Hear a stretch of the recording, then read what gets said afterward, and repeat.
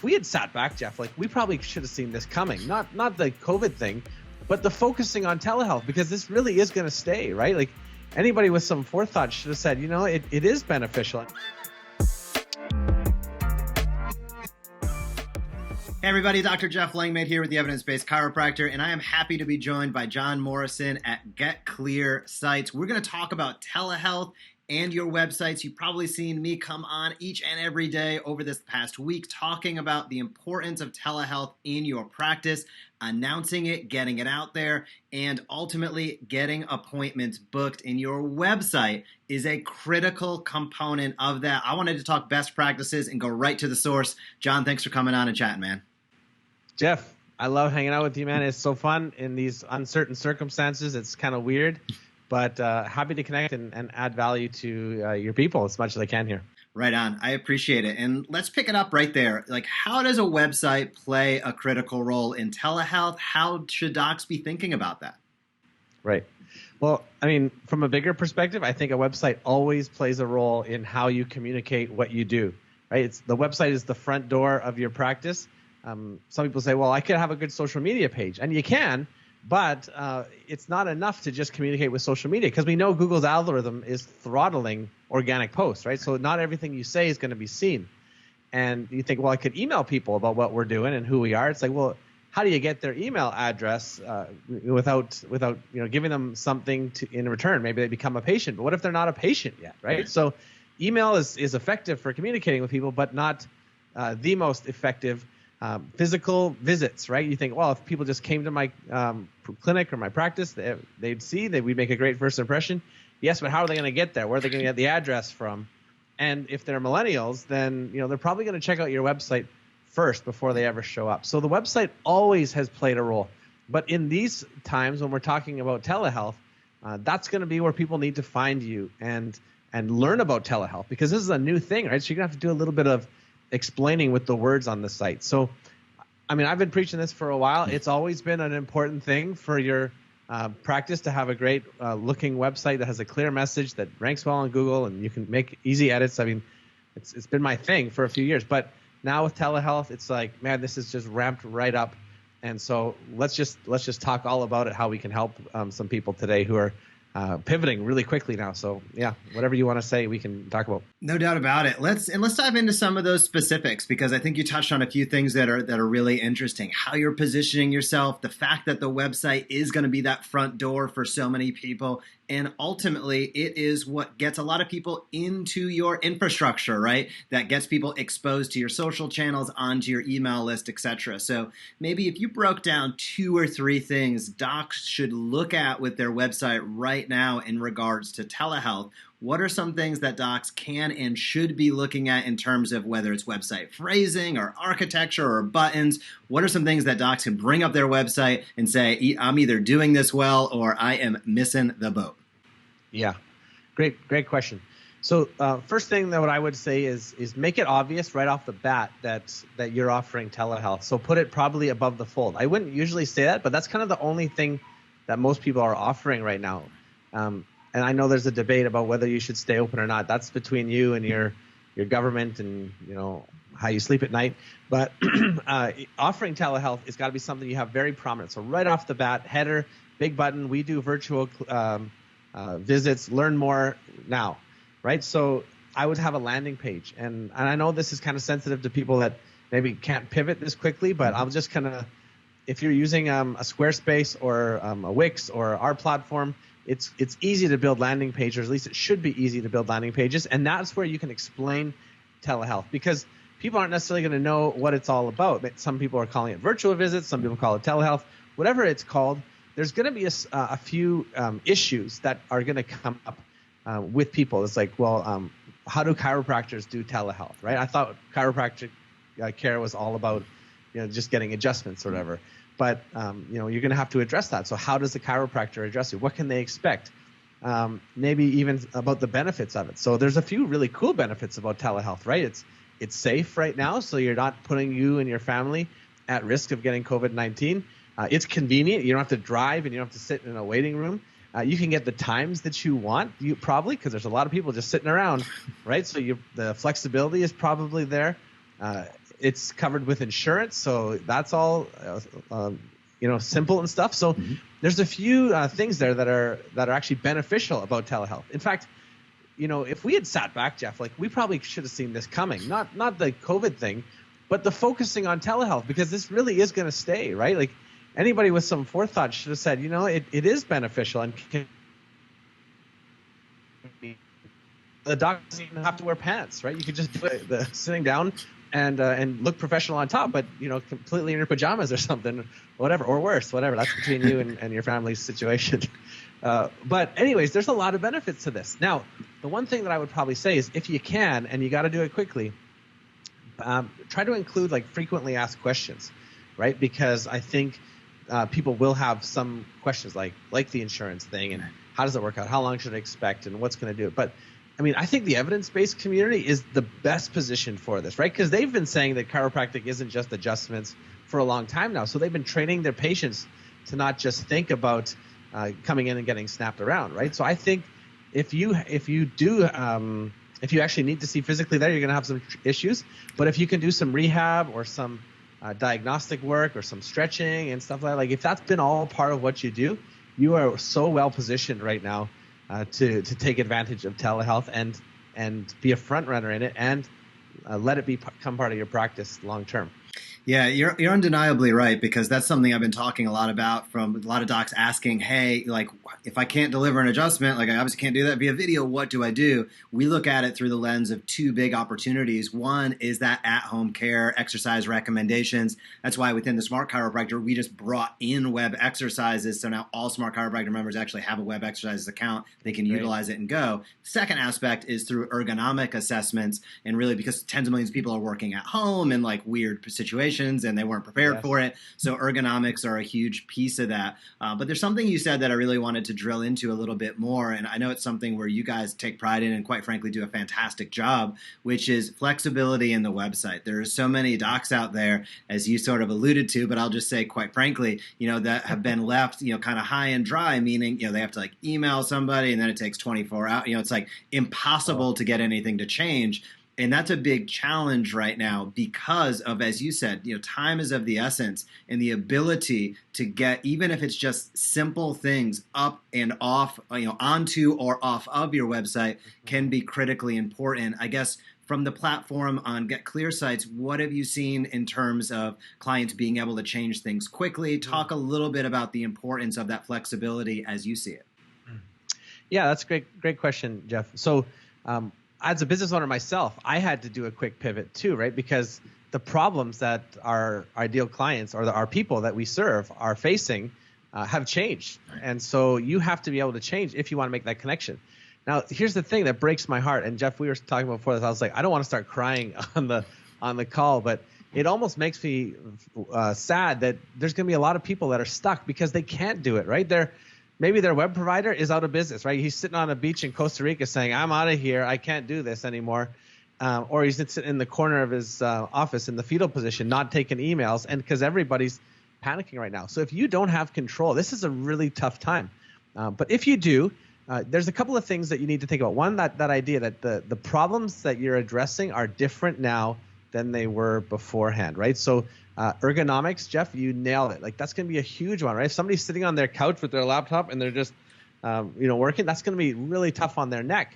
Well, they can jump on a call with you and you could give them some ergonomics tips. You can give them some stretches, even doing it with them. And then if you do have the client portal somehow where like connected with you or Physiotech, I know other companies are doing that. You could send them, here's some exercises, here's some stretching. What a great time to have that as part of your offering to your clients.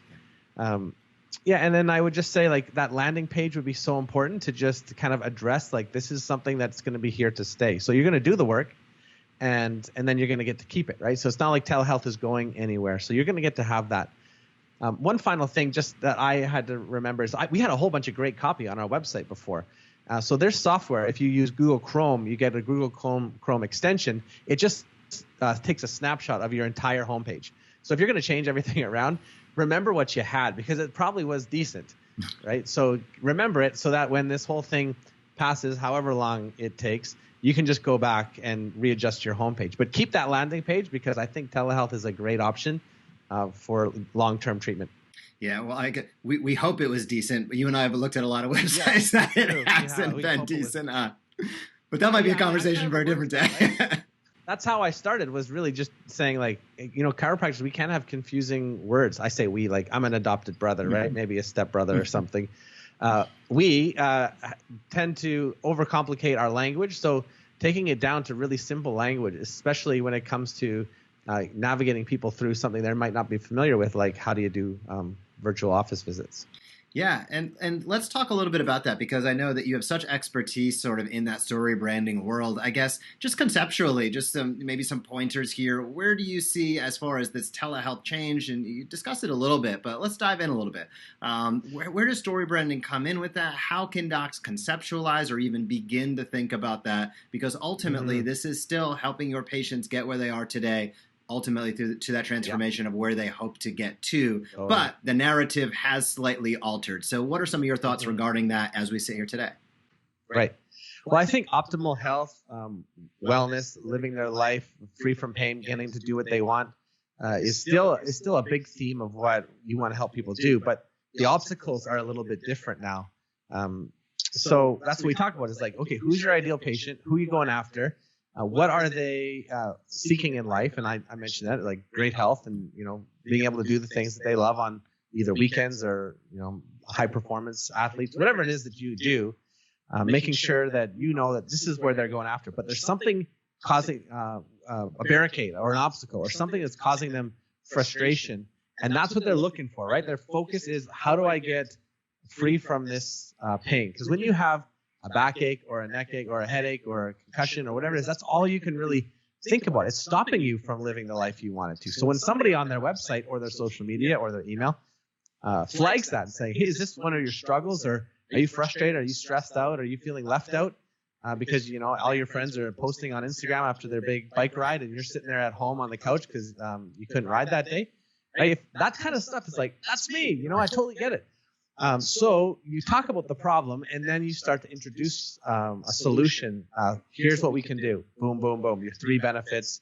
And that's why I talked about, what are the benefits of telehealth that people are going to get on board if they see there's something in it for them. It's not just like, hey, this is good for me, the chiropractor, because you're going to pay my bills. That's not the approach to take. It's like, why is this going to be good for you and help you? So anyone in marketing, sales, we know that. That's, talk about the benefits, not the features. So that's the next thing. And then how do you position yourself as a guide? So I saw a Dallas chiropractor, Jeff Williams. He did a video, and he was talking about how he has a certification that actually helps him with certain diagnostic. He's got some certification in the state of Dallas, or the country of Dallas, the nation of Dallas, whatever they call it these days. So his certification actually sets him up differently from other chiropractors, say. And that's why they should choose him. So that was just a way of saying, I'm going to be a guide to help you get out of this. Here's why I'm positioned. So maybe you don't have that certification. Maybe you have like a rehab program or a gym, right? You've always been ready for this. Like, what have you done has prepared you to be an expert in telehealth? Now's the time to bring that to the forefront and say to people, actually, we've been waiting for this. And they'll say, okay, this is very natural. This is going to be a natural guide to help me get where I want to achieve what I need. And then, and then maybe even some testimonials would be great. I know you probably don't have a ton of testimonials, but I would put that on your page about telehealth, because people need to know, like, oh, there's other people that do this. This isn't totally weird. It's building social proof, right? So that social proof, what it's going to do is just make people comfortable with the fact that, this is a normal thing. This is a normal kind of expert that I'm seeing. It's not just like, you may be shaking and not wearing any pants, but on the exterior, you're like, no, I totally do. I'm going to help you. We'll get you out of this, the problem, and we'll get you feeling great again. So you can be quarantined with your kids in the house for weeks on end. You could tell it's getting to me too, Jeff. Anyways, and then just give an opportunity, like, hey, don't miss this opportunity, get ahead of the curve, or make them feel like they're something special by embracing this new technology, being an early adopter of it. There's something in it for them as well, and then just include that call to action all throughout, which is schedule a visit today. Actually, one of the things that I think, I'll just keep talking, whatever. Go for it. We got nowhere to be, do we, Jeff? One of the things that I think a lot of the booking software people are doing is they're taking advantage of this in a good way. They're providing resources. So I'm in close contact with the people from Jane, and they just released a telehealth feature on their platform. So I'm sure other companies, Acuity, GenBooks, they're probably all scrambling right now. I just know Jane has it available, and I think that's going to be an important, seamless way. You could do it through your contact page. It's like, hey, send us a little, we'll get you in on the telehealth thing. If your booking software allows it, then it's even more seamless, right? So they just click the button, telehealth appointment, and then they can pay, and then it sets it all up for you. So it's just a way to make it simple. I love it. That's such great information. And I agree. I think that Jane's really taken the chiropractic world by storm over the last year, and they continue to stay up to date and release features, which is absolutely critical and awesome for all of us in this time. John, I really appreciate you taking the time outlining how docs can prepare or how they can go about today getting their website in a way that helps facilitate telehealth in their practice. Where can docs learn more about you, your websites, and maybe if you can be able to help them? Yeah, this is a sensitive season for everybody, Jeff. So I'm very hesitant to try to sell anything, but I love doing stuff like this just to pop on and help people. But if they are interested, because literally we had a gal from, oh my goodness, California somewhere, and she just was paying like way too much for her website hosting, right? So it's like $90 a month or something just for her website. And we were actually able to get her a new site that she could include this telehealth and a quick, clear message, updated design. And she's paying half of what she was before. So we're actually able to save her money. So in that sense, I have no regrets of saying like, hey, we're offering a great promotion right now. If you just need a simple website done quickly, we actually had it for her within a day. So getclearsites.com is the place to go for that. We're trying to be generous. So actually, I had this book here, the Chiropractic website essentials that I did. I had a plan for a launch, but now I'm just giving it away. So it's available on our website on Get Clear Sites. I put it on the homepage, knowing that some people might just want to quickly find it. So it's just goes over the 4 things that I say. These are essential part of a website: great design, clear message, some Google tips, how to be Google friendly, not Google obsessed. If you get Google obsessed, you stop getting invited to parties, right? You go a little crazy, right? I want you to just be Google friendly, and then just a few things about how to edit your website and how to find a platform that works for you. So those are the things that they can do to find us, free resources. But also, if you need a new website, I've got my team working in hyper mode. They're almost like volunteers now because I'm not paying them all that much right now. But they're fine with it because we understand these are lean times. So we've just reduced our prices to get more people websites that they love. So I hope that helps, Jeff. And and if people do want to reach out to me, I'm available on Facebook and even through our website. I'm sure they can find me there. So that is perfect, John. I really appreciate it. We'll drop some of those links below if you're watching this and you want to learn more about what John is up to and what the entire Get Clear team is up to regarding websites. And definitely, I'd encourage you pick up that free resource that he outlined. I've got a chance to look behind the scenes at how they build their websites. It's awesome. That's going to be a conversation for another day. But regarding telehealth and websites, if you missed any of this, listen back to it. John really laid some great tips and strategies to get out there. John, I hope you have a great day, and good to connect with you, man. Hey, it was a pleasure, my friend. It's always fun to chat with you, Jeff. Hey, what's going on? If you loved that video, be sure to subscribe to this channel. The Evidence Based Chiropractor puts out videos all the time at the intersection of marketing and research, showing you how to grow your practice while also growing your knowledge base. So if you liked it, be sure to comment down below or hit subscribe, and I'll see you in the next video.